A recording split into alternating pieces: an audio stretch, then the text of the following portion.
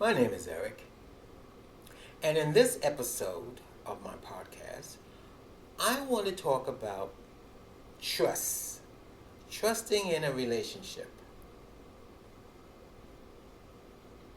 Welcome to the craziness that lives inside my head.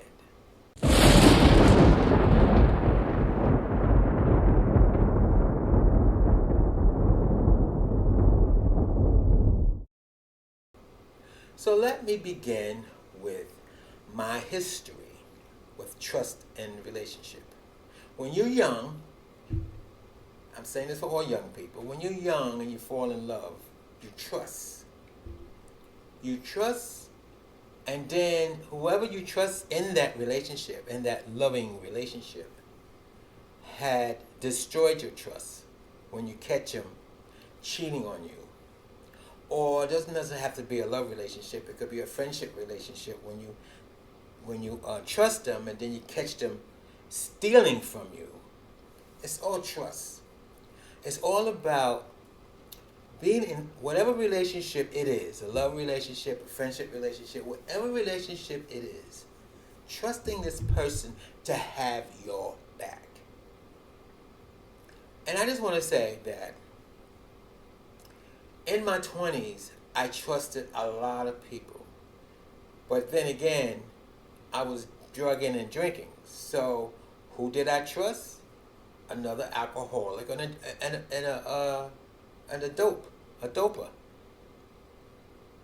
I mean, you know and I know, if someone wants drugs and they don't have enough money, they will steal from anybody to get that money to buy those drugs. And those are the people I trust. Now, mind you, like I said, I was young and I also was drugging and drinking. And they destroyed my trust. I've been in loving so-called relationship with men who I found one, and I come home from work, and I came home from work early because he was going to take me out to dinner. We lived together at the time. He was going to take me out to dinner. So I came home, work early, and I caught him in the bed with another man. Trust. But the first guy I ever fell in love with, it was a crazy type of relationship. I guess you could say he was bisexual. He had women friends that he was fooling around with. But I loved him, and being that I was the only male that he was supposedly in love with, I said, okay, I can't compete with a female. So as long as he had his women friends, and him and I, we did our thing, went out together and did, whatever. It was fine, and I loved it. I loved him. And then, of course, I don't want to go into details, I caught him in the act with another guy. Trust. I could go on and on and on and on. Now, I have to say this. When I stopped drinking and drugging and stopped hanging out with those kind of people, I did meet, and I was in 2 loving relationships where they're both were monogamous. They both proposed to me. And the reason why I didn't go through with it, because one was trying to make me into his ex-lover.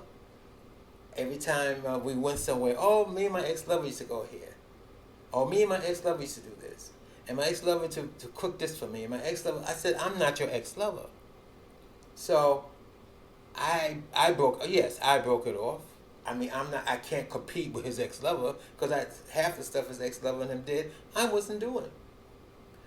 Then the next guy in sobriety who wanted to marry me, I had a good job on Wall Street. I had my own apartment up in the Bronx, and he wanted me to give up my good job, give up my apartment. He had a house in Vermont, and this is when Vermont was the first state to have gay marriage. He had a house in Vermont. We was going to go to Vermont, marry, and then he was building 2 houses. He was a lawyer, so he had all this money. He was building 2 houses, one for his parents and one for us, next to his parents. I didn't have to work. I didn't have to do anything. All I have to do is write, because I love to write, and take care of his parents. And I told him when I broke it off, he said, but I didn't give the relationship enough time for me to fall in love with him. And I explained to him, as far as I'm concerned, that's not love. You put me in a position to depend upon you. I don't want to be in that position. Because when you decide to get rid of me, I have nowhere to go. I don't think it has anything to do with marriage, but you know what I'm talking about. Otherwise, those were, and I'm going to be honest with you, those were, and I had another relationship with someone. We're friends today, and that's a loving relationship. But what I'm trying to say is that all that was in my sobriety. So, why is it that I maybe get into another relationship, and maybe I am in love, but I'm having a hard time trusting? Me and this person, we don't live together. We live apart. I got a house, they got their house. But the problem is, if I don't get a phone call, the usual phone calls, you know how it is. People call you every morning at the same time. If I don't get that phone call, is he cheating on me? If I don't hear from him all day, well, who's he with that he can't text me or give me a message, But let me tell you something. In this relationship, we had a discussion when we first met. It was me. I was the one who said I did not want to be in a relationship attached to the hip. Because I kind of had that with the one who wanted, the lawyer who wanted to marry me.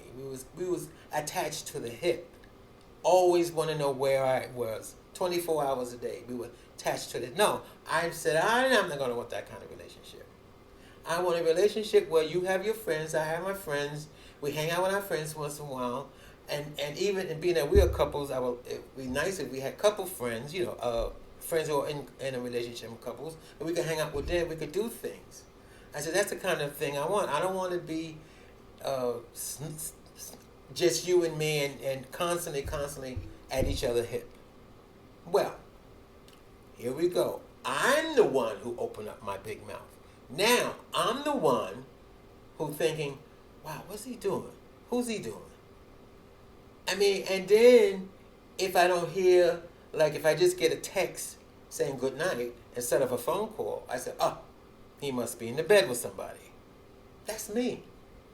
This woman I work with, she said, you have to let go of all those terrible relationships I had, especially those relationships when I drank and drug. You got to let them go. They're all in the past. And you got to start anew, and you got to trust. And plus we also have something called instinct. Now, my instinct on men is gone. Because how many people, I've heard it so many times, men or dogs. I've been there. I know. I dated in sobriety a lot. I shouldn't say dated. I fooled around with a lot of married straight men. And I asked one, because we was fooling around for a good 5 years, and I said, do your wife love you? Oh, he goes, yes, my wife really loves me. I said, well, does she suspect that you're fooling around? He goes, no, she doesn't suspect. Yeah. She has instinct, I'm quite sure she does respect. And she might be, whatever situation she's in, he's taking care of her. She, as I said, she got papers on him, so I guess she's not going to say nothing. I don't know. But this is what he said. This is what a lot of married men says to me. No, my wife don't know. Fine. So now, after the last relationship where a guy wanted to marry me, that was back in 1991. So I have not been in a relationship, in that kind of relationship, a monogamous relationship where we was going to prepare to get married since 1991. And what was I? I was 40 years old. I was 40 years old. Here it is, 2023. I'm 71. Now, you meet somebody, you fall in love, and they say they're in love. See, here I go. They say they love me. And now I have trust issues. Do I trust? But if you want this relationship, you have to trust. Until, and I told a lot of people at work, because I had this discussion with work, I'm trusting. I'm not saying anything. There's nothing to say. I mean, what can I say? Why, the person got to call me when they go take a crap, or call me when they go to the kitchen? No, they don't. I'm just saying that I have to trust that when I don't hear from them, they okay. They're not in somebody's bed. They ain't got to cock up their ass in their mouth. They're okay. They're doing whatever they have to do to take care of themselves. Just like I have to do what I have to do to take care of myself. No, we don't have to be attached to the hip for trust.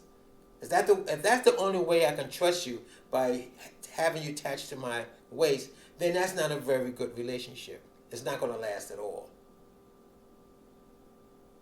I'm talking to myself, but I'm using this podcast for people to hear what I'm going through. Relationships and trust. I'm going to try trusting. Thank you for listening to the craziness that lives inside my head.